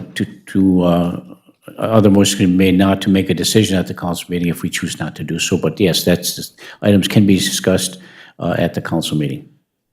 Also, Yes, please. thank you. So at the council meeting, are we able to separate these out if needed? We could. Thank you. We could. Councilor Freely? Since we're all here now and talking about that, I'm just curious, Councilor Paulson, like, can you elaborate on what scenario you foresee that is giving you pause to those particular issues that you've mentioned? Just for Councilor sake, or do Paulson. you want to wait to prepare to do that? I mean, I anyway? can. There's a few specifics. So there have been several people that have approached me regarding, and it's statutory, so there's nothing we can do about residential homes being used as, what is it called, Britt? No, like the residential treat,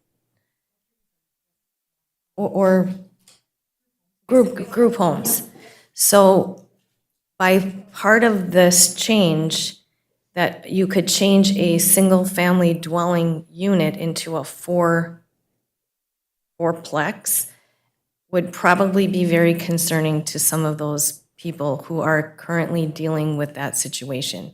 And for us to change that might allow a lot more, and that can be spoken to. I'm not necessarily here to go a back and forth, but I do have legitimate concerns, which I would like to be able to discuss that without, as Councilor Beyondich is saying, I would like to not shut down conversation or feel angst or create angst.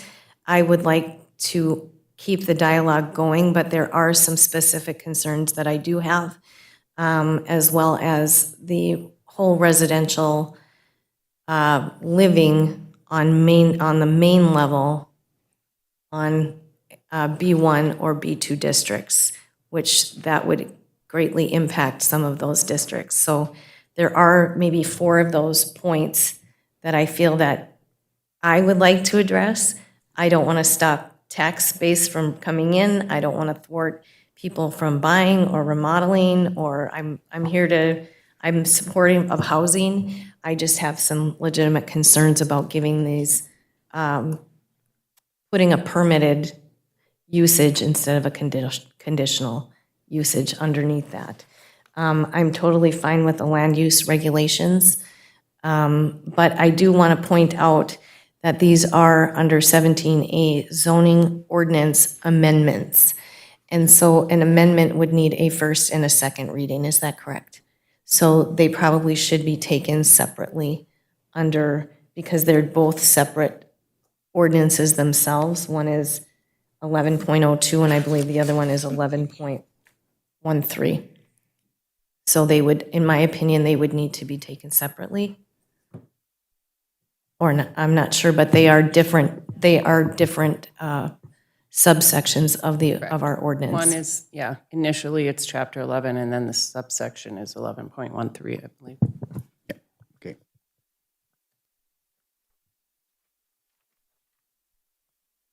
So The definitions are 11.02. The definitions are section 11.02. Okay. Councilor Freely? So by moving it forward to the next meeting of the city council, still allows for continuing conversation and with regard to. It does, and it can be addressed at the council meeting with respect to Councilor Paulson's separation of depending upon how the discussion goes in, the motions that are made at that meeting, yes. Thank you. Councilor Paulson? I'm sorry, Mayor, but I'm going to make a point of order since Yeah, they sure. are two different Yep. ordinance definitions. I would make a point of order to actually separate 11.02 for approval or not approval and 11.13 for approval or not approval. District regulations. Okay, I think the motion by Councilor Johnson was to move the entire thing forward.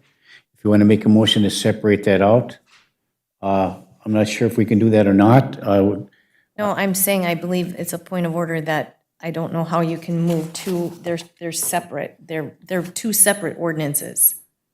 Mayor? Oh, is it one ordinance? Oh, hey, one moment, please. Hold Okay. on. It is One ordinance. One ordinance, Okay. two On separate Chapter sections. 11 with two sections Correct. under Being that, amended. 11.02 and Okay, 11.13. then that's fine. Yeah, it's one ordinance, two different sections of that ordinance. Thank you for that clarification. Okay, very good, thank you. Mary? Just to address one of your concerns, Counselor Paulson, I know at least detox facilities aren't allowed in the residential. They are under business district uses in this chart, so, and that's the only one I caught right Yeah, now. that's not the one I was referring to. It's more the group homes, but those are already statutorily approved. Thank you. Yeah, all right, thank you. So the point of order was well taken. It was clarified that there was, it's under the same ordinance, so the motion stands moving forward to the committee, or from the committee whole meeting to the council meeting for additional discussion with respect to the zoning ordinance amendments. And we voted on that? Okay, it's been moved and supported. Is there any further discussion? Wait a minute, what's the motion? I'm sorry, please read that back. Moved by Counselor Johnson, supported by Counselor Friedlieb to move forward with the zoning ordinance amendments, Chapter 11, as recommended by Planning and Zoning. Okay, that is the motion, Counselor Johnson? Yes. A motion by Counselor Johnson, it was supported. Further discussion, Counselor Johnson. Thank you. And again, this goes to my confusions about needing to schedule another meeting. Why can't we have this discussion right now? Counselor Friedlieb asked a good question about the clarifying points. You said there are 4 of them, Counselor Paulson. You listed 2. Residential group homes. Remodeling to fix bedrooms for a group home is a lot different than remodeling to install a kitchen, bathroom, and bedroom for a multifamily dwelling. Would that be an accurate assessment, Jenny? Okay, she's nodding her head yes.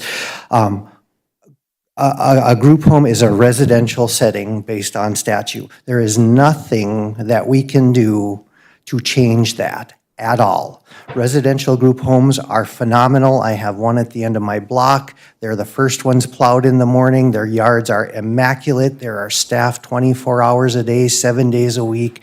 My kids know that if something happens to me and they can't get a hold of somebody, they go pound on a door and there will be a body there.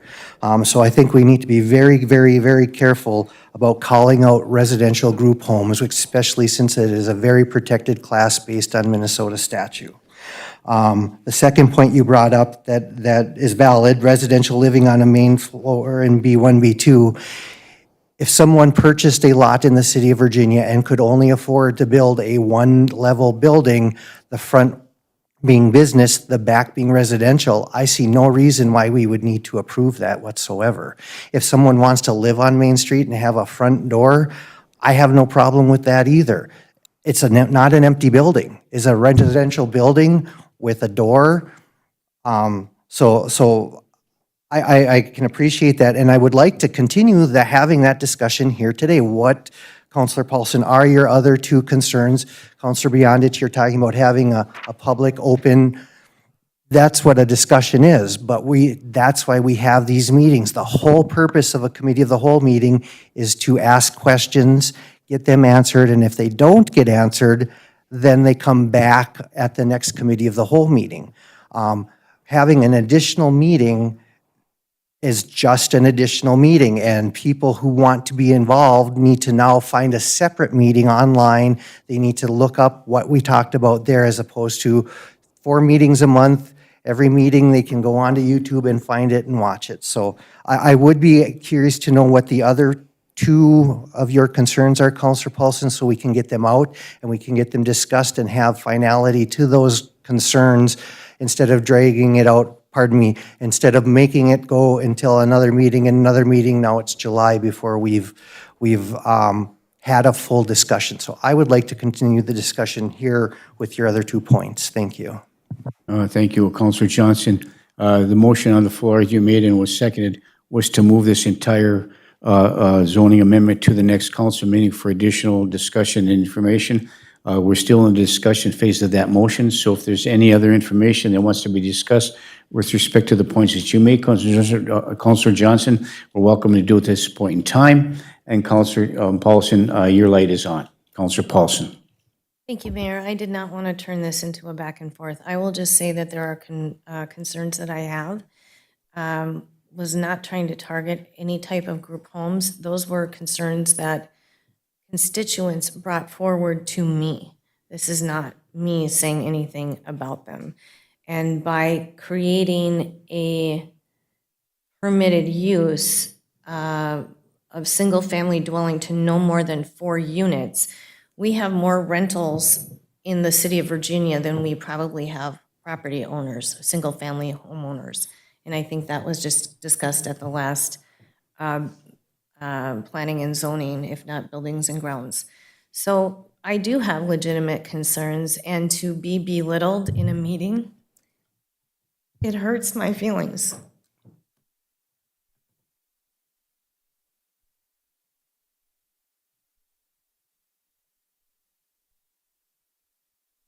I am not anti-housing. I have legitimate concerns. And to be belittled and intimidated is very unprofessional. So my concerns are what I have shared.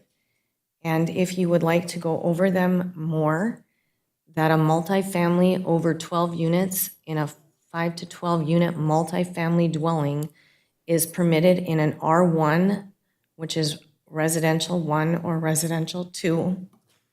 And if you think that's okay, then that's a discussion we can have. I have some concerns about that myself. So I guess I didn't want this to be a back and forth. I wanted some more time to maybe get some other scenarios. And I appreciate the time and the effort that the Planning and Zoning Commission took to create this.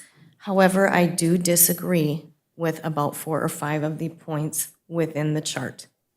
And I don't know how else I can best answer your question, Councilor Johnson. But thank you for making me feel belittled today.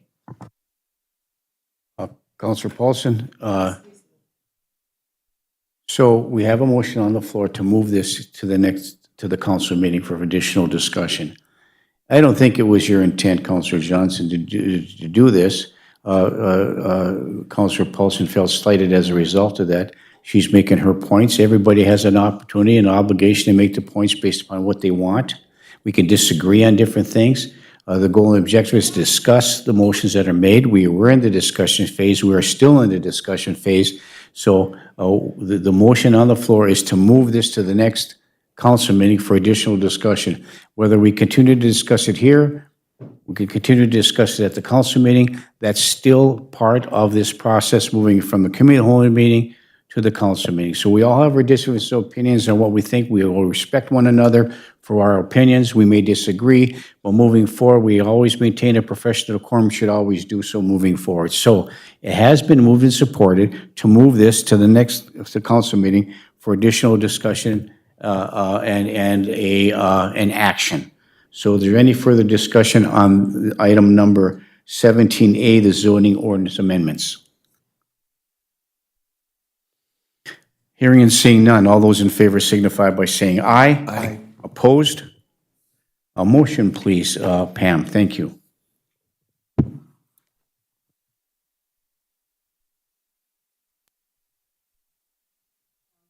Oops, Johnson? Motley? No. Paulson? No. Beyondich? No. Bachschnider? Aye. Friedlieb? Aye. Cuffey? Aye. Motion passes 4-3. Thank you.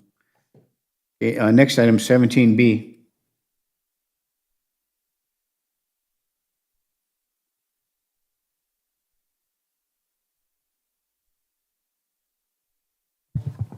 Mayor? I'm sorry. I was looking over at Britt. I was distracted. You can look over here. You got me on the right side. Jenny. Thank you, Mayor. So yes, this comes from a motion that was made at the February 25th, 2025 council meeting to look at the city-owned property that was currently zoned industrial and have planning and zoning review that further with a recommendation to make a zoning ordinance amendment or map amendment to B2. And there were some maps in the packet for you and the motion that was made for that area. And it was a recommendation by planning and zoning to move from I-1 to B2. And that's the property currently owned by the state of Minnesota? Is that the same property or is No, this something this different? is city-owned property only. This is a city-owned property only? Okay, thank you. So moved. Move to approve by Counselor Johnson. Is there support? Support for discussion. By Counselor Freely for discussion. Further discussion, Counselor Freely? Would the culmination of this result by way of public hearings then? Okay, thank you. 2 public hearings, yes. I mean, 1 public hearing, excuse me, sorry. And then a council meeting. So it has been moved and supported. Is there any further discussion? Hearing and seeing none, all those in favor signify by saying aye. Aye. Aye, opposed? Motion carries. Britt? Item number 18 and 19 are both closed sessions, unless we have other items to discuss. The first one is closed session for attorney-client privilege to discuss potential litigation as per Minnesota statute 13D05 subdivision 3. And the other item is preliminary property negotiations for the sale of land known as parcels 901020, 901030, and 901040. And that portion of the meeting could be closed as per Minnesota statute 13D05 subdivision 3, section 1. Okay, looking for motion to go to a closed session and once, huh? And then we'll take a break right after that. We'll just make a motion, move to closed session. So moved. Moved by Counselor Johnson. Is there support? By Counselor Freely. Further discussion? All those in favor signify by saying aye. Opposed? Motion carries. We'll take a very short break and then move into closed session. Thank you, everybody.